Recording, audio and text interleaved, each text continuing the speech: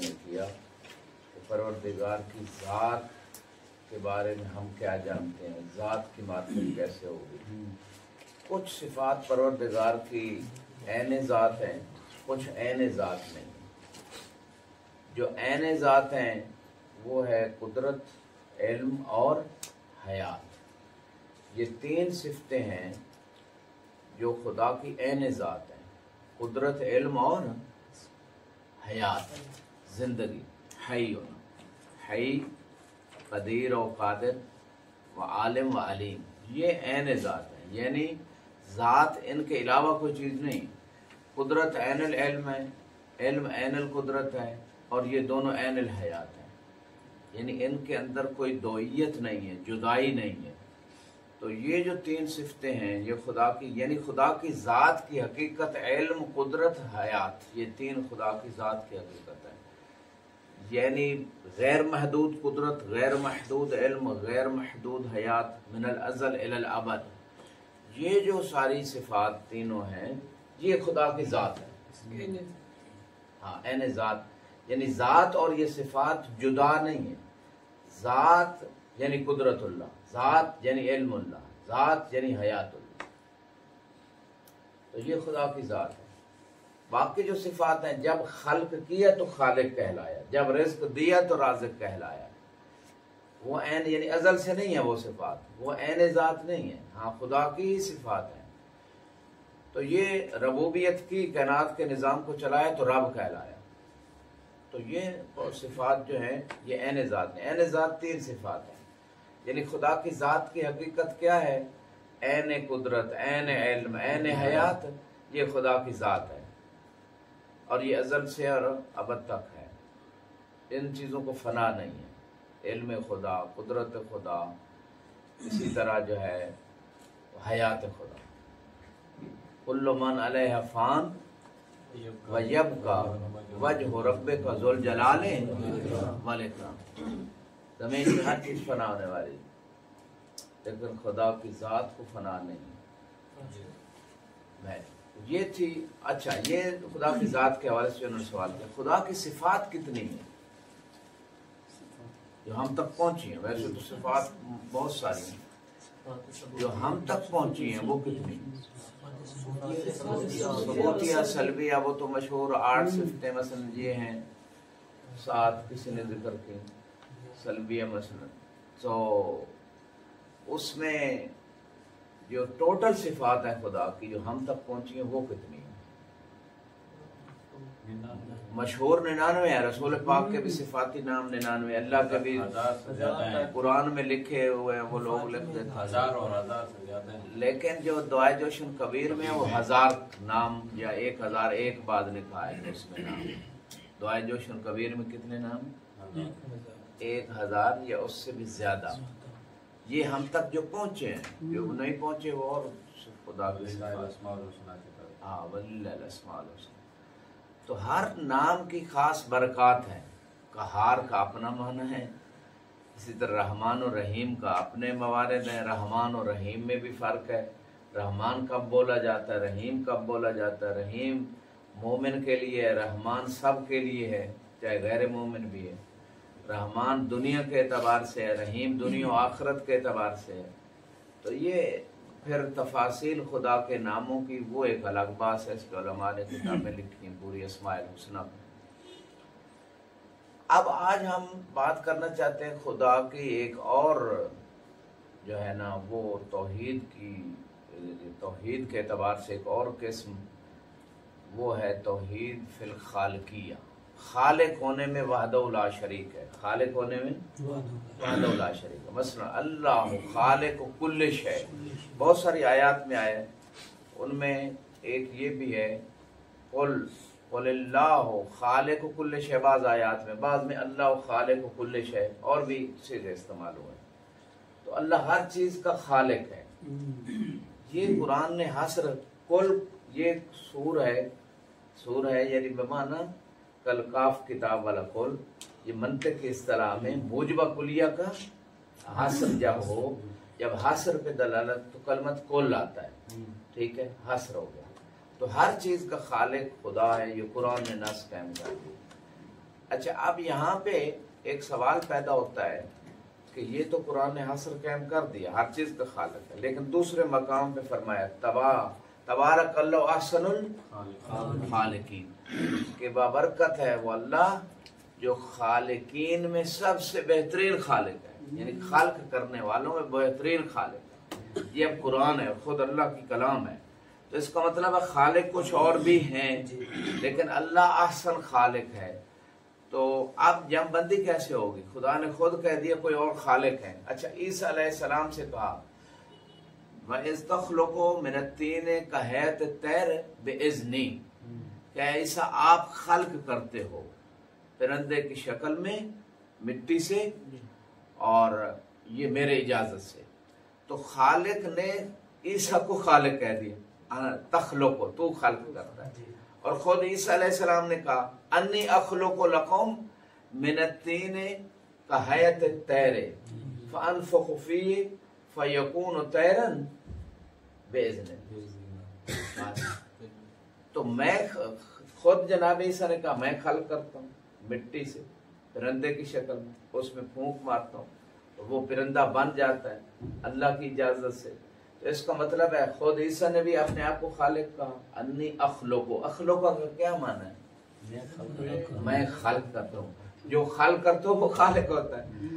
تو اللہ نے کہا خود عیسیٰ کو تخلقو، تو خلق کرتا ہے، عیسیٰ نے کہا میں خلق کرتا ہوں، لیکن اجازت خدا کی ہے۔ تبارک اللہ احسن الخالقین کی بات، اس میں ایک روایت بھی ہے ساتویں امام سے، کسی نے پوچھا مولا سے کہ یہ احسن الخالقین کیا اور بھی خالق ہے؟ سائل نے سوال کیا ساتویں امام سے، امام نے فرمایا اللہ نے عیسیٰ کو خالق کہا قرآن میں، اور یہ سامری نے وہ جو بچھڑا خلق کیا یعنی اس کو بنایا بچھڑے، تو یہ امام کی روایت میں جملے ہیں۔ تو کچھ خالق ایسے ہیں کہ جن کو خدا نے اجازت دی ہے خلق کی، جیسے عیسیٰ کو خلقت کی اجازت دی، لیکن وہ تخلیق محدود ہے، پرندے کی مثلا خلقت کر دی، ٹھیک ہے، یہ اس کے علاوہ کوئی اور چیز ثابت نہیں ہے کہ انہوں نے خلق کی ہو۔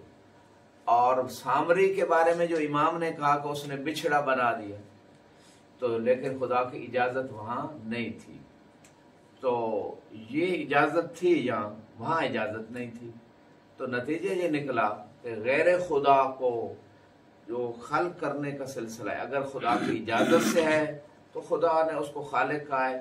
خدا کے خالق ہونے میں احسن الخالقین کا بھی معنی یہی ہوگا، معصوم نے کیا کہ غیر خدا اگر خالق ہے اجازت خدا سے ہے تو اس کا مطلب خدا کا محتاج ہے، خالق ہونے میں محدود ہے، خدا خالق ہونے میں غیر محدود ہے، اور خدا مستقل ہے خلقت میں، لیکن غیر خدا کی خلقت جو ہے وہ اس میں خدا کا محتاج ہے اور محدود ہے۔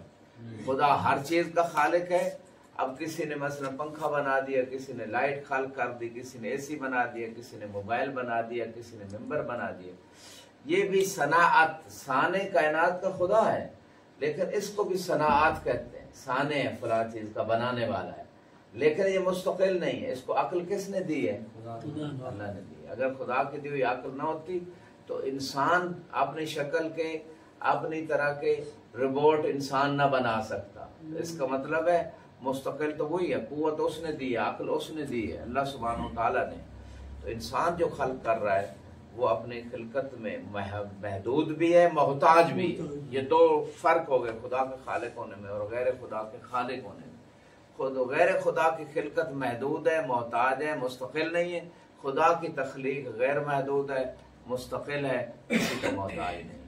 تو یہ خلقت کے اعتبار سے جو بات یہاں پہ کی جا رہی ہے، خدا خالق ہے، خالق کل شے بھی کہا، حسر ہے، ہر چیز کا خالق وہی ہے، یعنی علی نحو الاستقلال ہر چیز کا خالق وہی ہے، علی نحو عدم الاستقلال جس کو خدا نے اجازت دی یا طاقت دی یا قدرت دی، وہ غیر خدا بھی اگر خلقت کر رہا ہے تو اس کی خلقت محدود ہے اور اس کی تخلیق جو ہے اس میں محتاج ہے۔ یہ اگر فرق ہو جائے تو کوئی شرک نہیں، یہ عین قرآن ہے، ورنہ قرآن کا انکار لازم آئے گا۔ اگر کوئی یہ کہے کہ بس اللہ خالق ہے اور کوئی خالق ہے ہی نہیں، حتیٰ خدا کی دی ہوئی طاقت سے بھی نہیں ہے، محدود بھی نہیں، تو خود خدا کے قرآن کے انکار کر رہا ہے، کیونکہ اللہ کہہ رہا ہے اِذْ تَخْلُقُ مِنَ الطِّينِ، کہ تو خلق کرتا ہے مٹی سے، اور خود عیسیٰ کرے انی اخلق، میں خلق کرتا ہوں. تو جو بندہ کرے نہیں غیر خدا کو خالق کہنا شرک ہے، تو پھر تو وہ قرآن کا انکار لازم آئے گا یا نہیں؟ قرآن کی بعض آیتوں کا انکار لازم آئے گا یا نہیں آئے گا؟ احسن الخالقین جب کہا کہ خدا سب سے بہترین خالق ہے، اس کا مطلب ہے کہ خدا کسی اور کو بھی خالق کہہ رہے ہیں لیکن خدا سب سے بہترین ہے. اور یہاں پہ شرک اس لیے نہیں، شرک تب ہوگا جب خدا کی طرح کسی کو کوئی خالق سمجھے. جیسے خدا مستقل ہے اسی طرح غیر خدا کو بھی مستقل خالق سمجھے. جیسے خدا محتاج نہیں ہے اسی طرح غیر خدا کو بھی محتاج نہ سمجھے خلقت میں، تو پھر وہ شرک ہو جائے گا. توحید کہاں ہوگی کہ خدا کو مستقل خالق سمجھے، غیر محدود خالق سمجھے، لیکن دوسرے لوگوں کو اگر کسی کو خالق سمجھ رہا ہے جیسے عیسیٰ کو قرآن کی آیتوں کے مطابق، یا کسی اور جیسے یہ آج دنیا تخلیق کر رہی، بہت ساری چیزیں بنا رہی ہے، نئی سے نئی ایجادات لا رہی ہیں، تو یہ اگر کسی کو کہہ دیتا ہے فلاں شعر کا خالق کون ہے، تو غیر مستقل اگر سمجھتے، یعنی مستقل نہیں غیر مستقل محدود سمجھتے ہو، خدا کا محتاج سمجھتے ہو، خدا کی دوئی عقل و قدرت سے، تو یہ عین توحید ہے. اب بہت سارے جو یعنی دیوبند فکر کے لوگ ہیں یا ابن وہاب کے فکر کے لوگ ہیں، انہوں نے کیا کیا، انہوں نے قرآن کی بہت ساری آیتوں، بہت سارے موارد پہ انکار کر دیا. ایک بعض آیتوں کو لے لیا، بعض آیتوں کا انکار کر دیا، جم بندی نہیں کی. تو نتیجہ یہ نکلا کہ انہوں نے جو عقیدہ بنا لیا بہت ساری چیزوں میں، اس میں پھر وہ دوسرے سارے مسلمانوں کو کافر و مشرک کہنے لگ گئے. حالانکہ قرآن کی تمام آیتوں کو لے کے بعض القرآن یفسرو بعض قرآن بعض کی تفسیر کرتا ہے.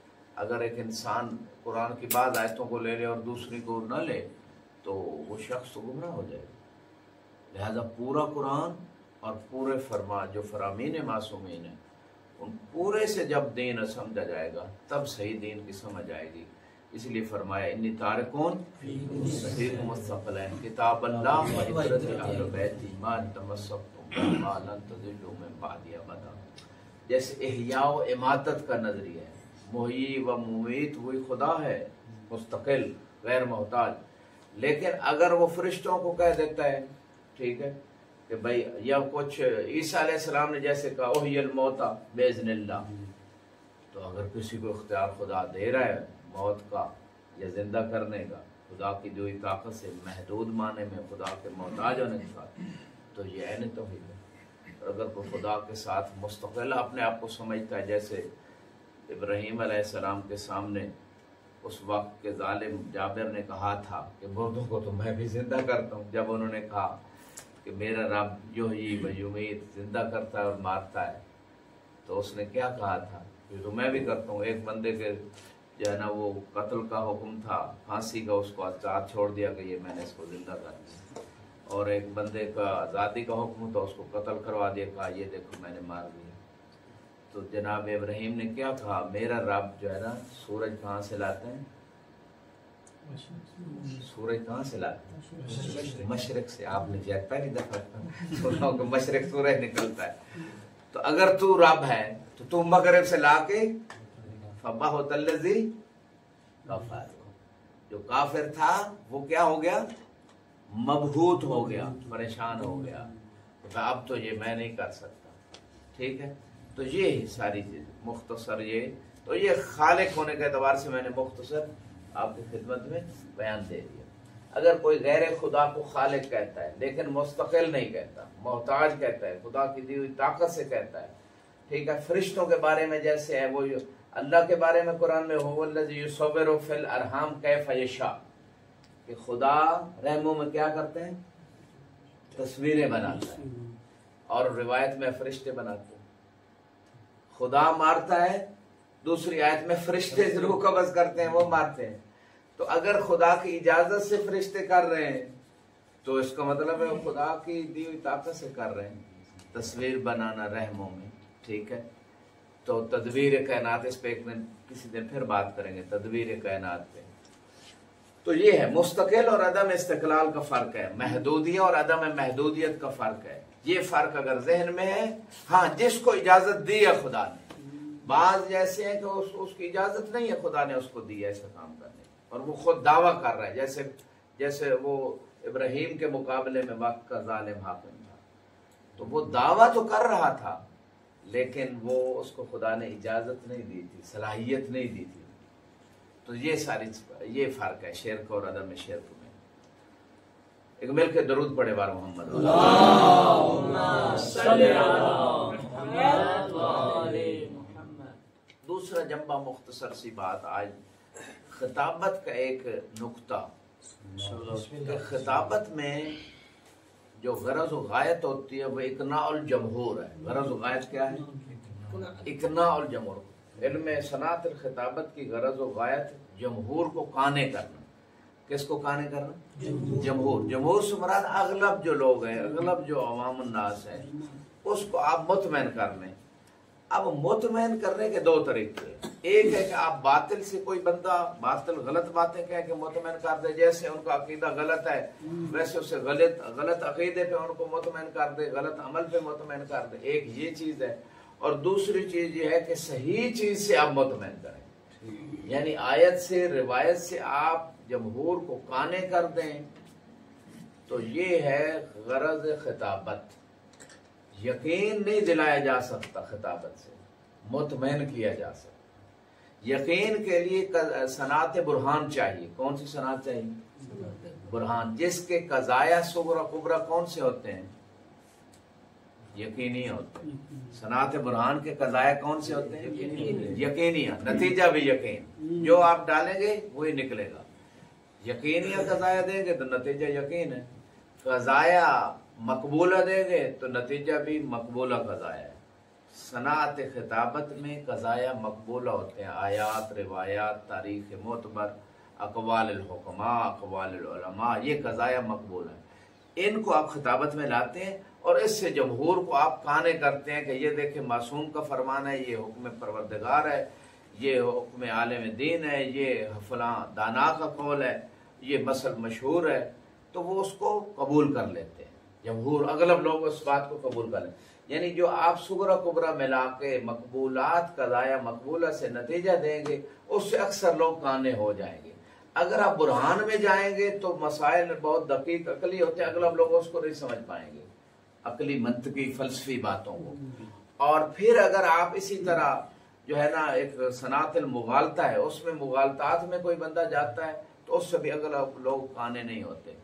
اور اسی طرح صنعت المناظرہ والمجادلہ ہے. تو صنعت المناظرہ والمجادلہ میں طرف ثانی پہ غلبہ پانا ہوتا ہے، جو مقصد ہے اس کا. اب وہ غلبہ جو اہل حق ہیں وہ ایسی چیزیں لائیں گے کہ غلبہ ہو جائے گا لیکن بات باطل کی نہیں ہوگی. اس میں عوام کے سامنے غلبہ اس کو حاصل ہو جائے گا لیکن اس میں باطل بات نہیں ہوگی. لیکن جو شخص فاسد ہے جس کا مقصد ہے فقط اپنے آپ کو ثابت کرنا اور غلبہ ظاہر کرنا، چاہے وہ باطل افکار، باطل اقوال، باطل مقدمات سے کیوں نہ ہو، تو وہ شخص خدا کی بارگاہ میں تو وہ قابل قبول نہیں ہے لیکن لوگوں کے نگاہوں میں ممکن ہے وہ قابل قبول ہو جائے. تو صنعت الخطابت جو ہے اور صنعت المجادلہ والمناظرہ اس کی غرض و غایت مختلف ہے. خطابت کی کیا غرض و غایت ہے؟ قانع کرنا، مطمئن کرنا جمہور لوگوں کو. اور صنعت المجادلہ والمناظرہ کی کیا غرض و غایت ہے؟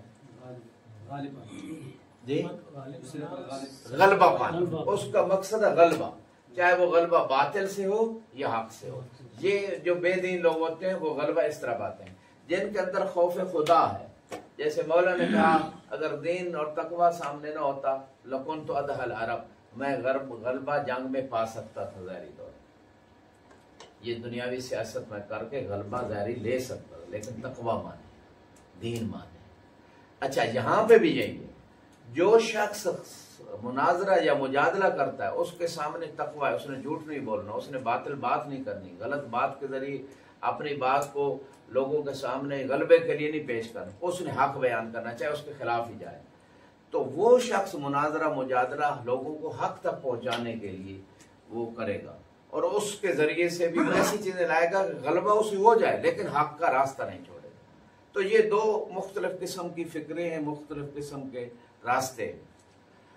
تو تو صنعت الخطابت میں ہماری بات ہے، اس کا مقصد ہے قانے کرنا، قناعت سامعین کو۔ مثلا ایک روایت آپ کی خدمت میں لے کے آتا ہوں، اور وہ روایت شیخ صدوق علیہ رحمہ نے اپنی کتاب امالی میں جو ہے نا اس کو ذکر کیا ہے، اور وہ کتاب جو امالی ہے وہ بڑی معروف و معتبر کتاب ہے، اور حدیث رسول خدا صلی اللہ علیہ وآلہ وسلم سے ان کی ذات سے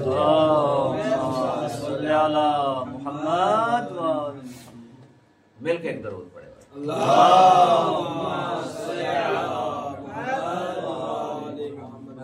فرمایا، اگرچہ مناسبت جناب سیدہ کی ہے تو میں وہ روایت سنا کے اب وقت بھی نہیں، ورنہ بیوی کے حوالے سے کچھ بات کرتے۔ مولا علی کے بارے میں فرمایا ان اللہ جعل لأخی فضائل لا یحصی عددہا غیرہ، کہ اللہ نے میرے بھائی علی کے اتنے فضائل قرار دے دیے کہ اس کا شمار اللہ کے علاوہ کوئی کر ہی نہیں۔ اور یہ جو روایت کی ابتدا صدر کلام ہے، اس میں ایک اور روایت بھی دلیل ہے جو بڑی مشہور ہے، لو کان البحر مدادا والاشجار اقلاما، مشہور حدیث ہے کہ اگر سارے سمندروں کو سیاہی بنا دیا جائے اور تمام درختوں کو کلمے بنا دیا جائے، والجن حسابا والانس کتابا، کہ تمام جن حساب کرنے لگ جائیں اور سارے انسان لکھنے لگ جائیں، ما احصو فضائل علی ابن ابی طالب، یہ سارے جن مل کے سارے انسان مل کے علی کے فضائل کا شمار نہیں کرتے۔ اور یہاں پہ یہ ہماری شیخ صدوق والی دوسری حدیث بھی یہی بات بتا رہی ہے کہ اللہ نے میرے بھائی علی کے اتنے فضائل قرار دیے ہیں کہ اگر وہ فضائل شمار کیے جانے لگے تو اللہ کے علاوہ کوئی شمار نہیں کرتا۔ اور یہاں پہ مجھے ایک اور حدیث یاد آ گئی شمار کے حوالے سے، جب آپ معراج پہ تشریف لے گئے تو ایک فرشتے کو دیکھا، اس فرشتے کے ہاتھ جو خدا نے بنائے تھے وہ 1000 تھے، اور ہر ہاتھ میں 1000 انگلی تھی، اور وہ فرشتہ شمار کر رہا تھا بارش کے قطروں کو، اور اللہ کے رسول نے پوچھا کہ تیرا حساب و کتاب ماشاءاللہ اتنا زیادہ تو جب سے بارش ہو رہی ہے شمار کر رہا ہے، کوئی ایسا کام بھی ہے کہ جو تیرے شمار سے باہر ہو؟ جانتے تھے لیکن اس کی زبان سے سننا چاہتے تھے۔ فخر رازی نے اس روایت کو لکھا ہے اپنی تفسیر میں، اس فرشتے نے کہا جب آپ کی امت کے لوگوں میں سے کچھ لوگ جمع ہو کے آپ کے اوپر درود پڑھتے ہیں تو اس کا ثواب پھر اللہ ہی جانتا ہے، میرے شمار سے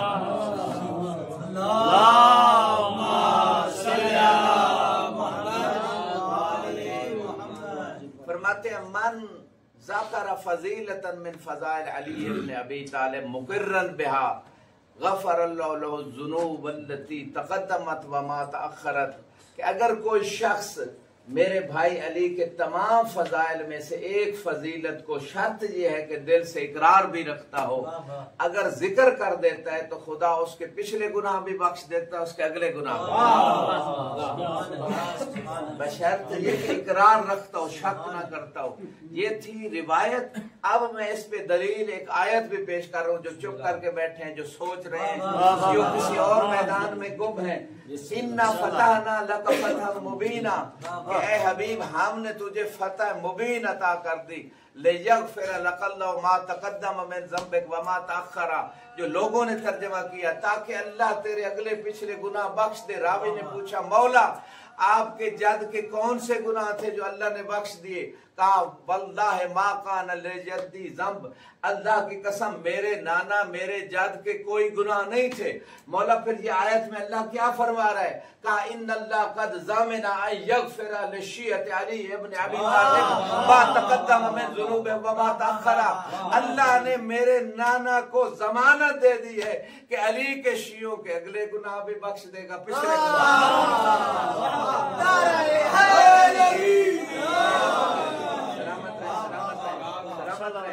اور شرط ہے شیعوں کے گناہ جنہوں نے سوچ کے نعرہ لگائے وہ دونوں ہاتھ بلند کر کے غدیر کے ہاتھوں کی یاد میں اپنے گناہوں کی بخشش کے لیے. بات ہے شیعوں کے گناہ. اور شیعہ وہ ہوتے ہیں جو پیروکار ہوتے ہیں اور پیروکار ہو کے بھی کبھی غیبت سن لی, کبھی تکبر ہو گیا, کبھی حسد ہو گیا, کوئی نہ کوئی گناہ ہو جاتا ہے. ان گناہوں کی بخشش کی گارنٹی رسول خدا کو خود اللہ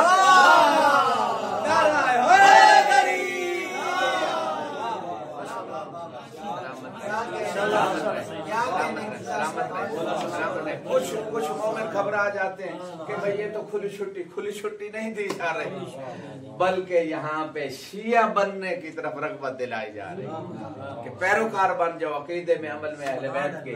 اور جب پیروکار بن جاؤ گے تو اس کے بعد پھر بھی معصوم تو نہیں ہو, غلطیاں ہوتی ہیں, گناہ ہوتے ہیں. ان گناہوں کے بارے میں پریشان نہ ہونا. وہ رسول خدا کو ضمانت مل گئی ہے. ایک فضیلت علی کی ایک فضیلت ذکر کرنے پہ اگر اللہ نے اتنا اجر عطا کر دیا ہے تو جو ممبر پہ آپ جیسے روزانہ علی کے فضائل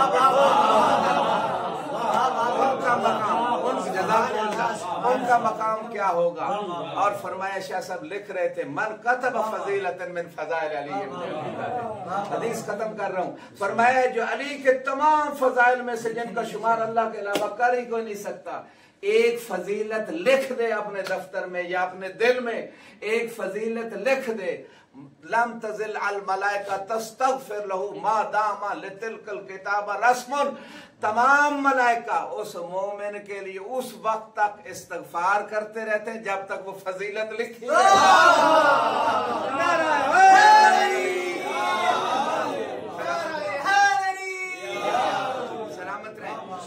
سلامت رہے. آپ کی محبتوں کو دیکھتے ہوئے حدیث کے اگلے جملے فرمایا من استمع الى فضیلۃ من فضائل علی ابن ابی طالب. اہل علم کا مجمع ہے. استماع اور سماع میں بڑا فرق ہے. سماع کہتے ہیں ایسے سن لینا, تھکے ہوئے سن لینا, ناشتے کے بغیر سوچوں کو کہیں اور لے جا کے سن لینا. استماع کہتے ہیں توجہ سے سننے کا. من استمع الى فضیلۃ من فضائل علی ابن ابی طالب. علی کے تمام فضائل میں سے کوئی اگر ایک فضیلت کو توجہ سے سن لیتا ہے غفر اللہ له الذنوب التي اکتسبها بالسمع. اللہ اس کے وہ گناہ بخش دیتا ہے جو اس نے کانوں سے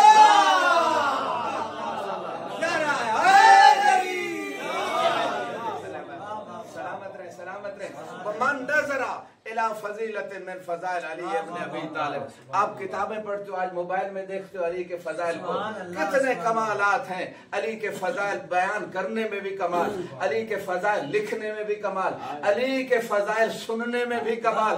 اور فرمایا من نظر الى فضیلۃ, جو علی کے تمام فضائل میں سے ایک فضیلت پہ نگاہ کر لیتا ہے غفر اللہ له الذنوب التي اکتسبها بالبصر. اللہ اس کے وہ گناہ بخش دیتا ہے جو اس نے آنکھوں سے کیے. سلامت رہے. پھر فرمایا ذکر علی عبادہ. علی کا ذکر بھی عبادت, علی کی فضیلت پہ نگاہ عبادت, علی کی فضیلت کو سننا عبادت, علی کی فضیلت کو لکھنا عبادت. کیا کہنے علی کے فضائل کی معراج کر دی اللہ کے رسول نے, اور علی کو علی کے فضائل سناتے ہوئے ایک قانون دے دیا, یا علی ان اللہ لا يقبل ایمان عبد حتی یقر بولایتک ویتبرأ من اعدائک. اے علی یہ فضیلت بھی سن لیجئے, اللہ کسی کا عقیدہ توحید بھی قبول نہیں کرے گا, عقیدہ رسالت بھی قبول نہیں کرے گا, ایمان قیامت بھی قبول نہیں کرے گا, کوئی ایمان قبول ہی نہیں کرے گا یہاں تک کہ آپ کی ولایت کا اقرار نہ ہو جائے, آپ کے دشمنوں سے بیزاری کا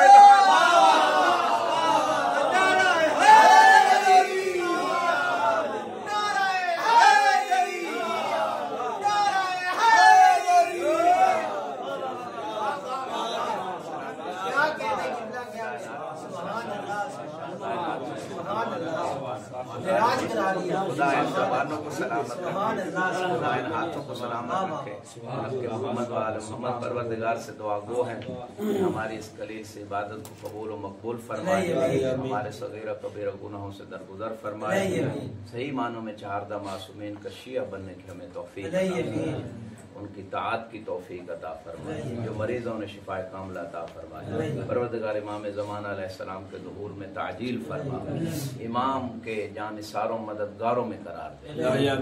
ہم میں سے اگر کوئی مریض ہے یا جن لوگوں نے میرے ذمہ دعائیں لگائی ان کو صحت کاملہ عطا فرما، علماء اعلام کا سایہ ہمارے سروں پہ قائم و دائم فرما۔ ایک مرتبہ سورہ فاتحہ تمام مومنین مومنات کے لیے